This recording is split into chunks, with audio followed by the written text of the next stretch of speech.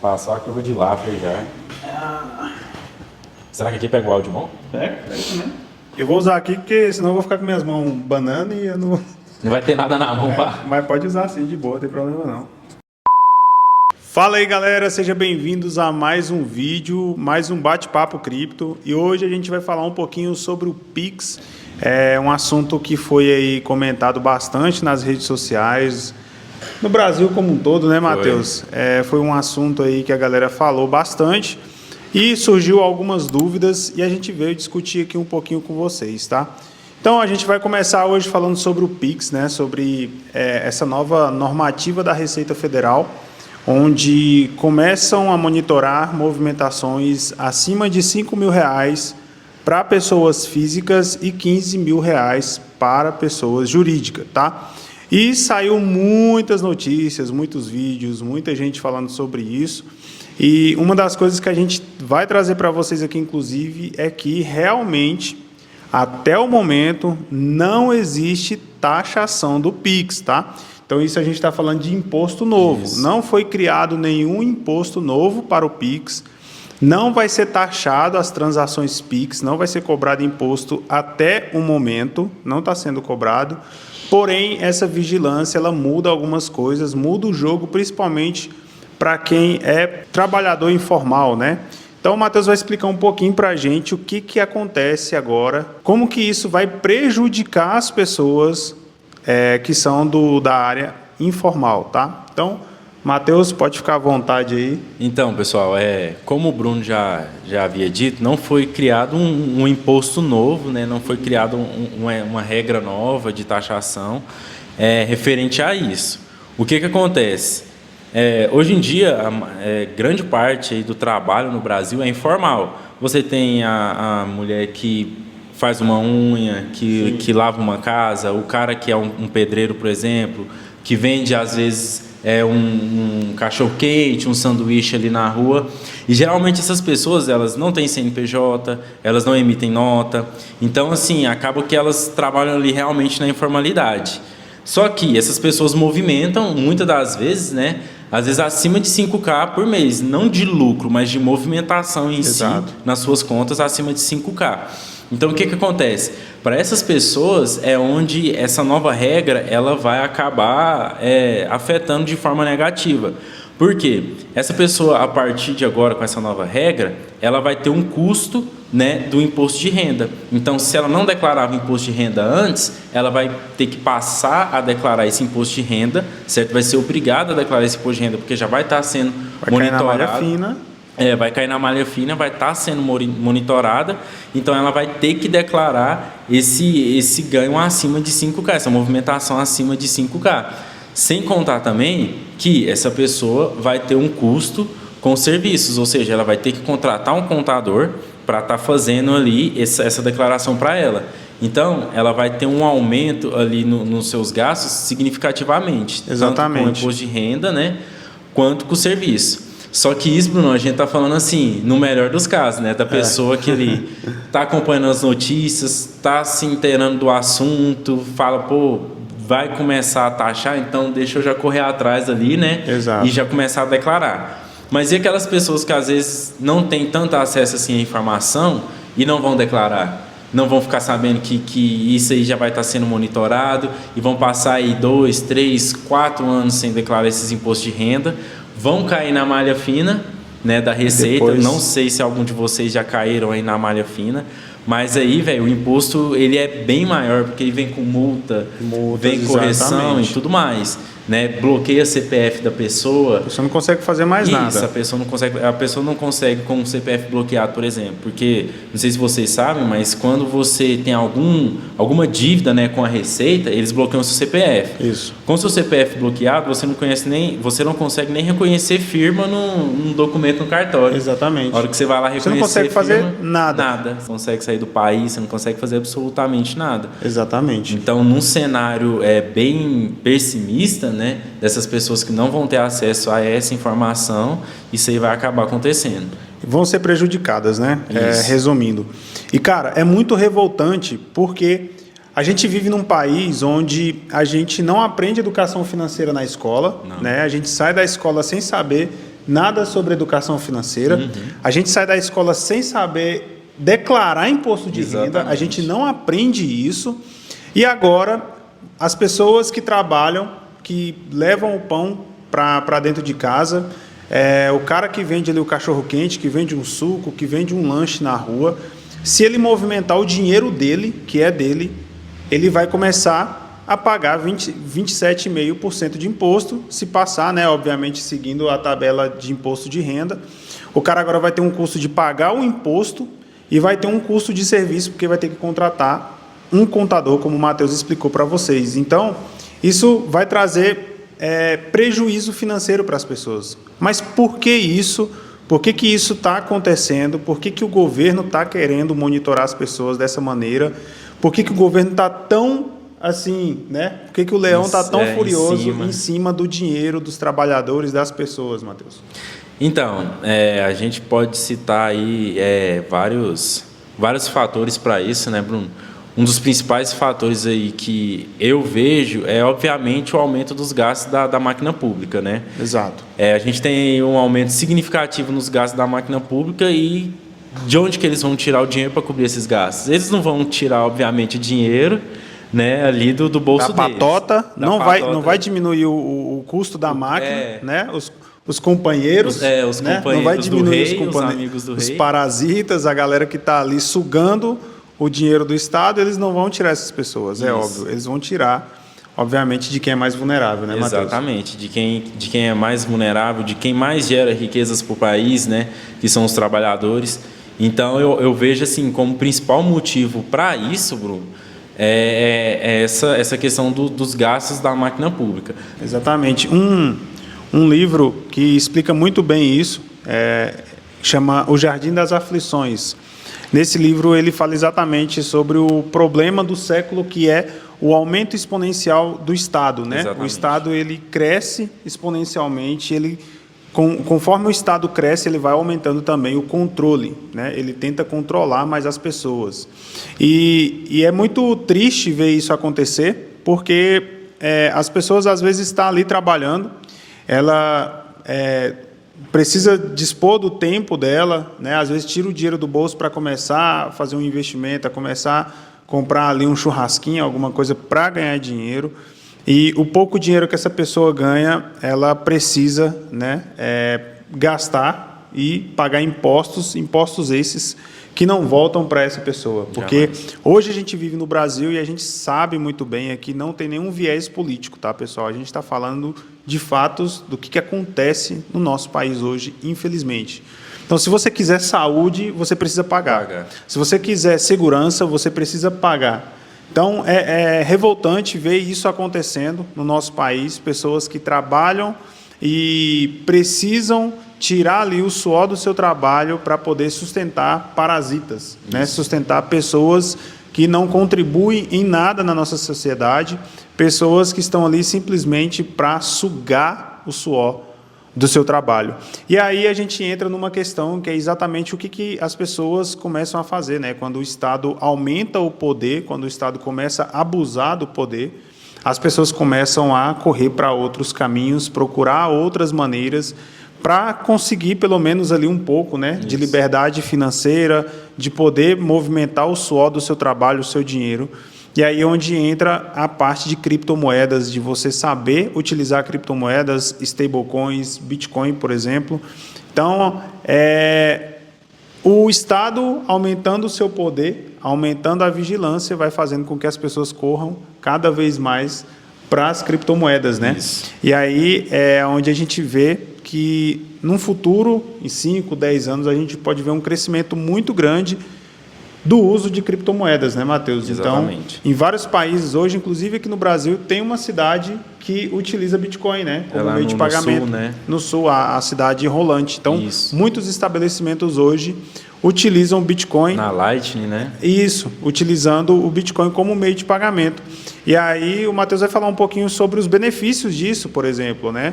Se a gente conseguisse chegar, por exemplo, numa hiperbitcoinização, né, de pessoas utilizando a maior parte da sociedade começasse a utilizar a cripto. Então, quais seriam os benefícios disso, por exemplo, né? Principalmente para o vendedor e para quem está pagando? Então, como o Bruno falou, os benefícios de você estar usando essas criptos como meio de pagamento, como uma forma mesmo de gerenciar ali o mercado local, por exemplo, os benefícios são, primeiramente, né, a diminuição dessa autoridade, dessa fiscalização do Estado, né? Então, você diminuindo essa autoridade, você aumenta a sua liberdade. Segundo, que eu vejo como benefício, é a facilidade. Se o pessoal acha fácil hoje em dia fazer um Pix, né, Bruno, acha fácil e rápido, eles têm que ver como que é fazer um pagamento por uma Lightning ali. Exatamente. É instantâneo. Tipo assim, o Pix ele não é instantâneo, gente, vai por mim. Instantâneo é você fazer um pagamento por meio de uma Lightning, de uma carteira Lightning ali, de uma rede Lightning. Então, assim, tem essa facilidade também, tanto para o comércio quanto para quem está pagando, né, para quem está usando, né? Essa liberdade de você poder fazer o que quiser com o seu dinheiro, gastar como quiser, né? Também é um grande benefício para essas pessoas que vão começar a usar essas criptos, né? A gente está falando aí da hiperbitcoinização, né? de um país, de uma cidade, de um estado. Obviamente, outro motivo que eu acho que é um dos motivos mais importantes. O que acontece? Hoje em dia você tem R$100 hoje em dia. Se você deixar ele para gastar, por exemplo, daqui 60, 90, daqui um ano, esses R$100, o seu poder de compra vai valer menos. Exato. Então, assim, o que você comprava com R$100 há 60, 90, 180 dias atrás, você não vai conseguir comprar com esses R$100 hoje. O que não vai acontecer se as pessoas adotarem as criptomoedas como meio de pagamento. Por quê? Porque com a valorização, por exemplo, das criptos, né, porque é um recurso escasso, essas pessoas não vão ter essa perca desse poder de compra, tanto quem está comprando quanto o comerciante, né? Então o que você compra hoje, por exemplo, com 0,1 Bitcoin, daqui um ano você vai comprar o mesmo, ou até mesmo assim, no pior dos cenários, você vai comprar o mesmo, e no melhor dos cenários você vai conseguir comprar o dobro, o triplo. Muito mais, o dobro, o triplo do que você compraria antes. Então eu vejo que esses são os benefícios aí dessa hiperbitcoinização, né? O aumento da adoção do Bitcoin em massa, né? Das pessoas. Mas quando a gente fala assim de mercado com cripto, a gente não fala só de Bitcoin, tá, gente? A gente fala aí de stablecoins, né? O SDT, o SDC. Então tem muitas outras formas de você tá utilizando essas criptos também. Para quem não sabe o que é uma stablecoin, a stablecoin é basicamente uma moeda. Então, vamos pegar como exemplo o dólar. Então, $1 hoje, a gente tem o dólar que você pode ter na sua conta do banco ou fisicamente. E quando a gente vai para o mundo cripto, a gente tem uma stablecoin que ela é pareada ao dólar. Ou seja, uma stablecoin ela representa $1. Então, a gente tem várias stablecoins que representam $1, por exemplo. Então, uma das mais utilizadas é a USDT. A um USDT representa $1. Temos aí o SDC, várias outras stablecoins, e a gente tem também stablecoin de real, por exemplo, a BRZ. A BRZ é uma stablecoin que representa R$1.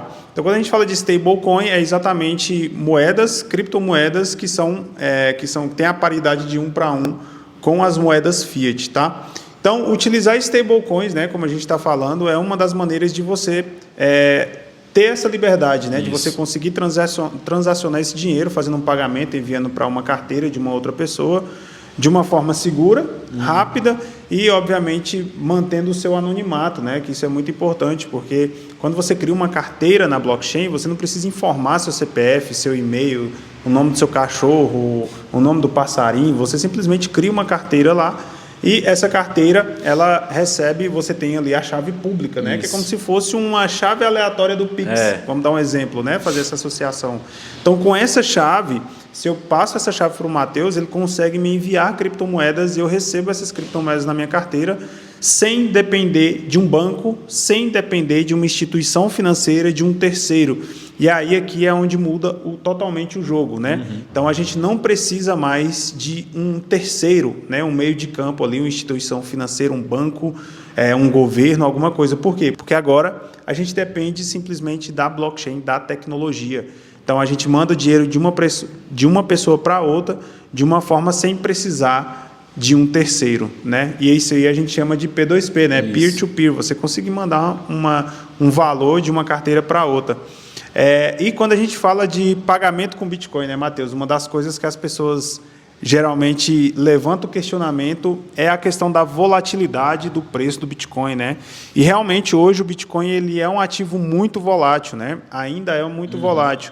Porém, ao passar dos anos, a gente vai ver, né? Existem vários estudos e isso a gente vê na prática que, conforme o Bitcoin vai sendo adotado, essa volatilidade vai diminuindo. Então, um dos questionamentos das pessoas poxa, é muito arriscado eu abrir o meu comércio aqui e receber em Bitcoin, sendo que o Bitcoin é um ativo muito volátil. Ele pode, obviamente, aumentar o valor muito rápido, porém ele pode cair o valor muito rápido, e aí a gente pode fazer uma associação desse risco, por exemplo, utilizando moeda fiat, né? Exatamente. E aí o Matheus vai falar para vocês aqui exatamente sobre esse questionamento que muitas pessoas falam, né? O Bitcoin é muito volátil, como é que eu vou utilizar Bitcoin no meu comércio aqui? Eu vou estar correndo um grande risco, mas, de fato, qual é o grande risco aí, Matheus? Se você puder falar para a gente. Então, como o Bruno falou, você está exposto, né, à moeda fiat, você está usando moeda fiat também, você está exposto a uma volatilidade. E diga-se de passagem, às vezes uma volatilidade assim, né? A volatilidade para baixo. Né? Para baixo. Fiat. A tendência de queda infinita. A do Bitcoin não. Do Bitcoin ele tem uma quedinha, sobe, desce, sobe ali, mas ele sempre está, com o passar dos tempos, né, valendo mais, diferentemente das moedas fiat. Mas vamos lá. Essa volatilidade que o pessoal tanto fica com medo, né, em questão de adotar o Bitcoin, ela cai por terra quando você pega, por exemplo, o gráfico, vamos colocar o gráfico anual, né? Então, assim, pessoal, se vocês forem pegar ali o gráfico do Bitcoin, desde quando ele foi criado ali, até ele a começar a adoção dele, as pessoas no longo prazo, elas não perderam dinheiro, né, investindo em Bitcoin, tendo Bitcoin ali em custódia. Então, as pessoas não perderam dinheiro. Pelo contrário, as pessoas só aumentaram ali o seu poder de compra. Diferentemente de quem lá em 2010, 2009, né, estava exposto em dólar, em real, por exemplo. Então, as pessoas que desde 2010 até hoje, por exemplo, elas movimentaram em real, elas acumularam real em suas contas, nos seus comércios, essas pessoas perderam poder de compra, essas pessoas perderam caixa. Isso por quê? Porque a gente tem a inflação, né? Então, quando a gente fala de inflação aí também, gente, não é o índice IPCA que vocês veem lá no jornal de 4,85%, por exemplo. Gente, vai por mim, se a inflação fosse 4,85%, a gente estaria no céu. Você tá de boa demais. A gente estaria no céu, gente, vai por mim. A inflação, quando você vai entender o que é inflação mesmo, você vê um valor aí absurdo, né? Isso pode ser um assunto para um outro vídeo, a gente pode falar só sobre inflação, né, sobre juro negativo e tudo mais. Mas então é isso. Quando você adota o Bitcoin no seu comércio, no curto prazo, pode ser que ele tenha uma queda, né? É normal de qualquer ativo. Porém, quando você visa o longo prazo, né, você sempre vai estar ali ganhando, você vai estar com o seu poder de compra sempre aumentando. Então, tem até uma estratégia, por exemplo, que a gente usa para investir em Bitcoin, que é o DCA. O DCA, desde quando o Bitcoin foi criado, que as pessoas começaram a utilizar essa estratégia, pessoal, provou-se que não tem como você perder não dinheiro. Tem como você ficar negativo fazendo o DCA. Ele vai fazendo uma média, é justamente o que é o DCA, que é o Dollar Cost Average, que é a média de preço em dólar. Exato. Então, você vai estar comprando com ele subindo, por exemplo, você vai estar fazendo uma venda como comerciante, por exemplo. Então, você vai estar fazendo essa venda durante a alta do Bitcoin. E aí ele cai um pouco. O seu DCA, né, o seu preço médio, ele vai caindo um pouco também. Sim. Porém, quando voltar a subir, ele vai subir. Então, qual que é a intenção disso? Ele vai meio que o seu preço médio, ele vai acompanhando a movimentação do Bitcoin. Então, não vai acontecer de você perder dinheiro.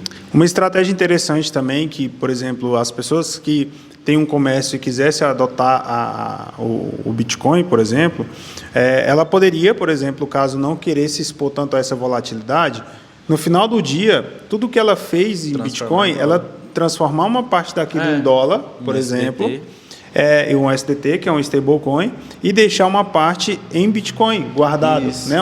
Uma parte desse caixa guardada em Bitcoin. E isso, no longo prazo, com certeza, ela teria bons resultados, né? Exatamente. Então, quando a gente fala de DCA, cara, é muito interessante, porque mercado cripto, às vezes as pessoas acham que é muito complexo, mas eu gosto de dizer que o arroz com feijão funciona. Então, você fazer compras recorrentes de Bitcoin dentro de um determinado período, isso faz com que, no longo prazo, você sempre ganhe dinheiro. Né? Inclusive, tem análises que a gente consegue fazer, análise on-chain, onde em determinados períodos a gente vê que 100% das pessoas que compraram Bitcoin ficou no lucro. Sim. Né? Quando a gente viu a alta do Bitcoin aí, 100% das pessoas, pessoa que tipo assim, tinha comprado um dia atrás, uma semana atrás, já estava no lucro. Justamente por quê? Porque a gente consegue ver isso, né? E no longo prazo, quando a gente fala de longo prazo aí de 5, 10 anos, não tem como. Se a gente for pegar para trás aí, né, os últimos 10 anos, os últimos 5 anos, comparando o Bitcoin com as moedas fiat, com o real, com o dólar, cara, é até injusto. E se a gente for comparar com a bolsa de valores, por exemplo, a B3, né, é até injusta a comparação, né? É injusta até a comparação. E agora a gente falando sobre essa questão do DCA, né? As pessoas que estão começando no mercado cripto geralmente vêm com essa dúvida: cara, tá na hora de comprar? Tá na hora de vender? O que eu faço? O que eu faço agora? Porque geralmente o varejão ele chega quando o Bitcoin está subindo, né? A hora que está lá em cima, os compradores de topo aparecem. Mas quando o Bitcoin está caindo em 10% no dia, 20% na semana, talvez 30% no mês, que geralmente acontece em um bull market, as pessoas não querem comprar, o pânico toma conta, né? Então, se fosse fácil fazer dinheiro no mercado cripto, todo mundo fazia, né? Todo mundo estava milionário. Então, é sempre contraintuitivo. Se o mercado está caindo e você entende o ativo, o ideal é que você compra, né? Você compra com convicção. Mas para as pessoas que não têm conhecimento, quer começar a comprar Bitcoin e quer fazer o DCA, qual estratégia, o que você indica para essas pessoas que quer começar agora? O cara, criei uma conta na Binance, vou começar a comprar Bitcoin. O que eu faço? O que eu posso fazer daqui para frente? Não tenho conhecimento de gráfico, não tenho conhecimento técnico, mas eu quero começar a investir. O que eu faço, Matheus? Qual é o passo a passo que eu posso fazer aqui, o mais simples possível, para que eu possa diminuir meu risco e aumentar os meus ganhos no longo prazo? Então, eu acho que se a gente for juntar o que a gente falou até no vídeo anterior com esse, eu acredito que a melhor estratégia a gente já até falou. Primeiro, qual seria para mim a melhor estratégia? Você que está começando no mercado cripto, isso eu e o Bruno a gente sempre frisa, o Bruno sempre em todo vídeo ele frisa isso, investir em conhecimento. Primeiro, primordial, você está com R$200 para você comprar cripto, por exemplo, R$500. Primeira coisa, compra um curso, um livro, tem o padrão Bitcoin, tem o Bitcoin Black Pill do Renato 38. Então, assim, tem vários livros, vários que são mais baratos às vezes do que um curso, né, Bruno? Sim. Que vão te dar esse conhecimento. Então, primeiro, invista em conhecimento. Segundo, igual o Bruno falou, você abriu ali uma conta numa corretora, numa Binance, a gente tem corretoras brasileiras também, tem uma Coinbase, a maior corretora dos Estados Unidos. Abriu sua conta, depositou seu dinheiro lá. O que você vai fazer? Justamente o que eu e o Bruno falou. Quer diminuir os riscos? DCA. Você vai comprar Bitcoin. Você pode comprar ali, vamos supor, você tem R$1.000 para você investir no mês. Você pode fazer um DCA diário, você pode pegar esses R$1.000, dividir ele pelos dias do mês e comprar todo dia essa quantidade de Bitcoin. E você pode fazer o DCA semanal também. Então, você tem R$1.000 ali, você compra R$250 por semana de Bitcoin, né? Então, qual que é o grande X dessa questão? Justamente o que o Bruno falou. Você vai estar com o seu preço médio, né, da sua carteira ali na corretora, vai estar acompanhando a valorização e a desvalorização daquele ativo. Mas a pessoa também pode colocar ali uns 10% do seu patrimônio numa stablecoin, comprar dólar, né, por exemplo. É importante, porque assim, quando a gente fala de estratégia de investimento, é importante você sempre ter um caixa, né? Uma coisa que a gente sempre fala com a galera da comunidade, assim, cara, o mercado está subindo, realiza um pouco de lucro e tenha caixa. Por quê? Porque as quedas, elas vão vir. Isso. Quedas no mercado cripto é totalmente natural. Você vê queda de 15%, 20% no dia, 30% na semana. Isso acontece o tempo todo. Então é importante você ter caixa. Como fazer caixa? Transformar o seu lucro das suas cripto em uma stablecoin, obviamente em dólar, né? O SDT ou qualquer uma outra que você achar. Não em real, tá? Não transforme seu lucro em real, não, por favor. Não faça isso, não aconselho. E uma coisa que eu sempre falo para a galera que vai começar, cara, você vai começar a comprar Bitcoin agora, a primeira pergunta que você tem que se fazer é por que você está comprando Bitcoin agora?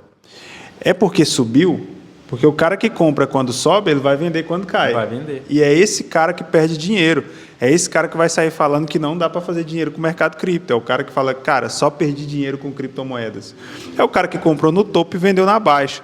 Então, você vai começar a comprar agora? Se pergunte, por que você quer comprar Bitcoin agora? É pela valorização? É com foco no longo prazo?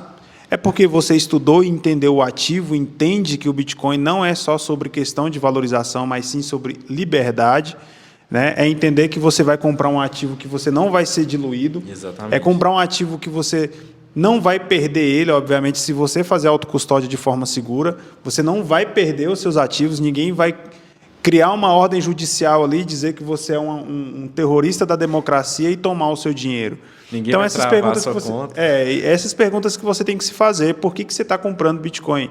Porque se você comprar Bitcoin hoje a $100 mil e ele for a $50 mil, você vai colocar a cabeça no travesseiro e conseguir dormir? Dormir tranquilo. Né? Porque quando a gente estava comprando Bitcoin, a gente comprou Bitcoin a 15 mil, a $20 mil, né? Bitcoin derretendo, bear market, Bitcoin saiu de 69, foi lá em 15 mil. Carteira 50% né? Galera negativa. desesperada, exatamente, 50%, 60%, e a galera desesperada, acabou, Bitcoin morreu, né? Bitcoin já morreu mil vezes aí na última década. Mas a nossa convicção fez a gente comprar Bitcoin, mesmo na queda, pegando todos aqueles preços ali, fazendo o nosso DCA, nossas compras semanais, mensais. E hoje a gente está tendo um resultado muito bom na nossa carteira, justamente porque a gente entendeu como que funciona o game, né? Exatamente. A gente não entrou no momento da euforia ou querendo transformar 1.000 em 100 mil em 1 milhão. A gente entendeu o ativo. Então, antes de comprar, entenda o ativo que você está comprando, o porquê que você está comprando, tá? E outra coisa, né? Não coloque o dinheiro que você vai, o dinheiro de curto prazo no Bitcoin. Pô, você recebeu seu salário, precisa pagar seu aluguel, precisa pagar sua conta de luz. Você não vai pegar esse dinheiro e colocar em Bitcoin para tentar resgatar semana que vem, porque é o que a gente acabou de falar, é volátil, tem volatilidade. E assim, o recado que eu deixo para você, se você não aguenta volatilidade, irmão, vai para a B3, véio, vai para os fundos imobiliários, vai lá investir em Itaúsa, vai investir em vai comprar MXRF 11 durante 50 anos, você pagar um bom leito de UTI para você. Então, cara, se você não aguenta a volatilidade, velho, não entra para o jogo, não cai para dentro, tá? É um mercado de alto risco, né? Quando a gente fala de criptomoeda, de altcoin, é necessário não só a questão de entender o ativo, mas entender essa parte de segurança também, como que você vai guardar suas criptomoedas, como que você vai armazenar isso de forma segura, porque ao mesmo tempo que a blockchain ela é 100% transparente, ela é também 100% segura. Porém, se você fizer cagada, você vai perder seu dinheiro e não tem esse negócio de... Vou abrir um BO, vou na polícia. Não tem esse policial não tem que conversa. É o ditado, né? Não adianta chorar pelo leite derramado. Exatamente. Então, o Matheus vai falar um pouquinho então sobre essa questão de segurança, né? O que vocês podem fazer, um passo a passo para quem é iniciante, para ter mais segurança, para poder ter uma administração desses ativos de uma forma um pouco mais segura, né? Então, aí contar para a gente e falar para a gente o que a gente pode fazer, principalmente para quem ainda tem Bitcoin em corretora. Bom, a primeira coisa para quem tem Bitcoin ainda em corretora é tirar o mais rápido possível dessa corretora, né? É a primeira coisa. Como que vocês vão fazer isso? Existem assim, gente, hoje em dia existem diversas maneiras de vocês estarem... Antes de você falar, explica para a galera o porquê que as criptomoedas na corretora não é dela. O porquê que deixar suas cripto na Binance, na Bitbank, na Bybit, essas criptomoedas de fato não são suas, né? Existe uma frase, uma premissa master, né, Bruno, em quem investe em cripto, principalmente em Bitcoin, que ela é até em inglês, que ela fala assim, not your keys, not your coins, né? Não é sua chave, não são suas moedas. O que acontece, pessoal? Acaba que as corretoras, independente de qual país essa corretora seja, elas têm que responder ao país, elas têm que responder à autoridade do país. Então, digamos que você tem Bitcoin aí na BitBank. Se o governo federal, se a Receita Federal ir lá e pedir todas as informações do cliente da BitBank, ela é obrigada a repassar essas informações para a Receita.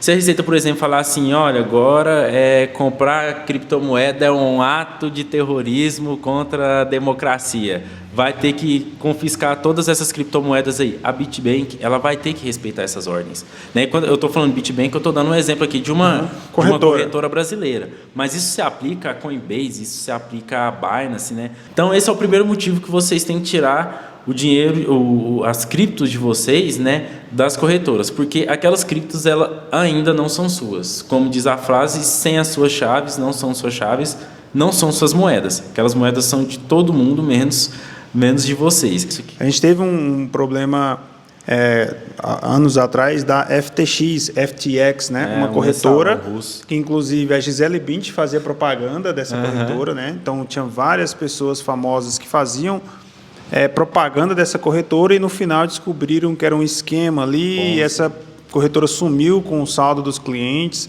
Então isso aconteceu, pode acontecer, né? E o melhor jeito é se prevenir. Exatamente. E agora vamos falar como que vocês vão se prevenir, pessoal.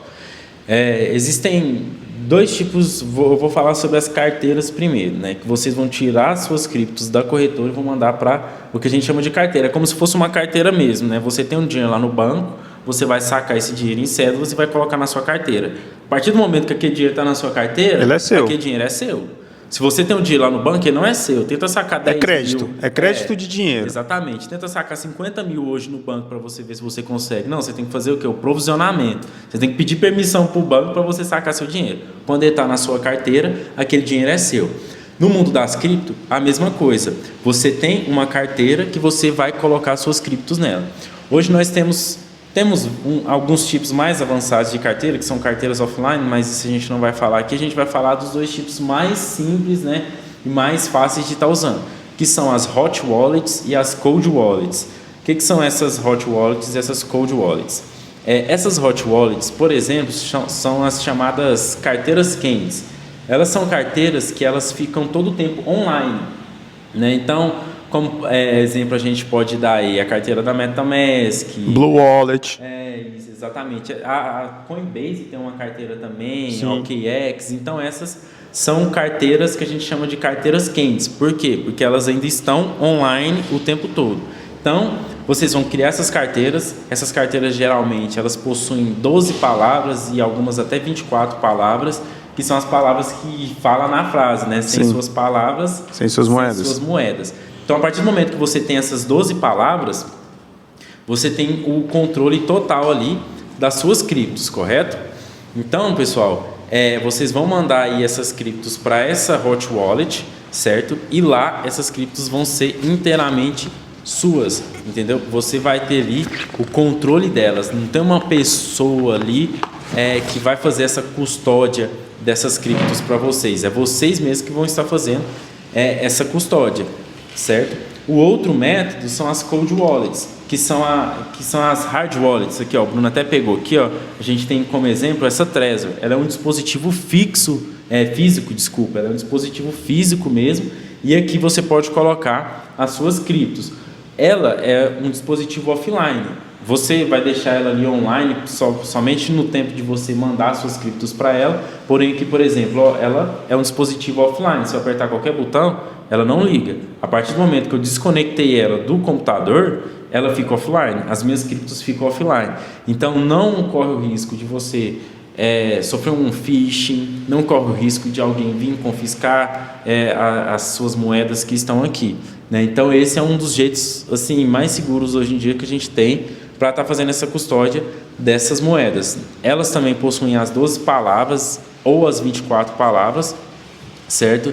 E você tendo essas palavras, pessoal, essas 12 palavras, só você consegue ter acesso a essa carteira aqui. Você pode entregar, eu posso, o Bruno, igual, ele me entregou esse dispositivo.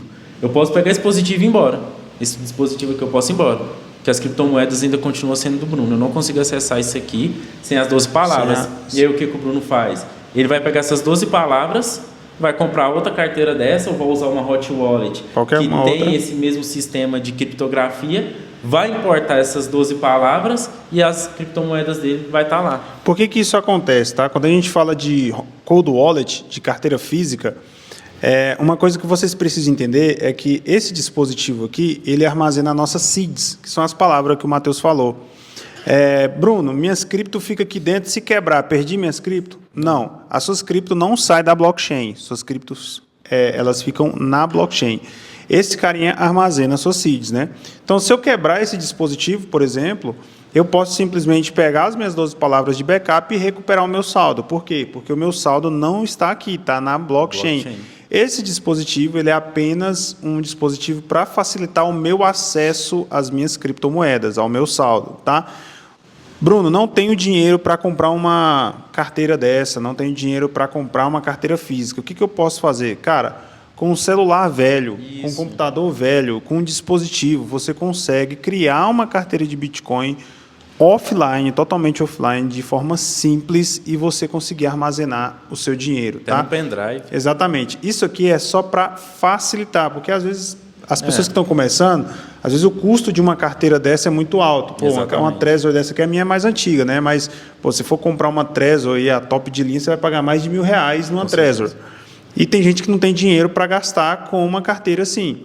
Pô, você pode utilizar uma hot wallet, uma blue wallet, por exemplo, no seu celular, Wallet of Satoshi, várias outras carteiras de criptomoedas, de Bitcoin, ou você pode gerar uma carteira, gerar suas 12 palavras totalmente offline, utilizando um pendrive, um celular velho, um computador velho que você nem usa mais, um tablet velho, você consegue fazer isso. E quando você tem o controle das suas 12 palavras, é que é muito importante, né, você armazenar de forma segura as suas 12 palavras. É importante até decorar elas, né? Se você conseguir decorar essas palavras, melhor ainda, porque o que está na sua mente não tem como a pessoa ir lá e te tomar. Exatamente. Mas é importante que você armazene de forma segura as suas 12 palavras, por quê? Porque se você perder elas, é como se você perdesse a chave do seu cofre. Entendeu? Acabou. Se você perdeu a chave, não tem como você arrombar o cofre, abrir o cofre, e agora o cofre, no caso, é a blockchain. Não tem como você fazer isso. E o Matheus acabou de explicar. Por que você não pode deixar suas cripto na corretora? É como se você tivesse um cofre, você colocasse as suas moedas dentro daquele cofre e entregasse as chaves do cofre para terceiro. Tipo assim, cuida para mim. Então, a blockchain ela vem trazer essa autonomia, né? Você ser dono, você ser soberano disso aqui, para que ninguém consiga te tomar, para que ninguém consiga te roubar, e o mais importante, que você não seja diluído, né? A pessoa deve estar pensando, o que é isso? Por que eu estou sendo diluído e tal? No próximo episódio, a gente vai falar exatamente sobre isso, a gente vai falar sobre inflação, sobre como o Estado rouba o seu dinheiro, como o Estado rouba o seu suor do seu trabalho, como o Estado te rouba de forma silenciosa. Né? Hoje a gente tem uma carga tributária, imposto para tudo, só que existe um imposto que você paga que você não vê, que não é explícito. Você paga isso com o tempo. Você só percebe que você está pagando esse imposto com o tempo.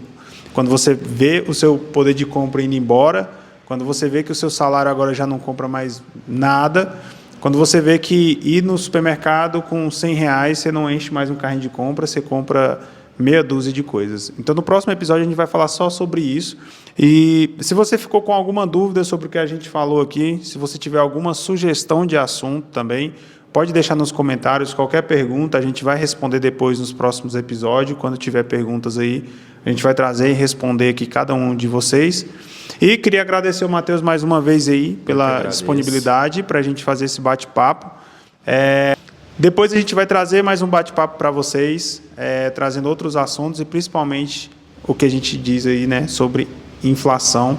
Então fica ligado aí no nosso canal, se inscreve, não deixe de curtir e comentar o nosso vídeo se você gostou. Ativa a notificação também, né, pessoal, para vocês serem notificados na hora que sair o próximo episódio nosso aqui, o nosso próximo bate-papo, é muito importante.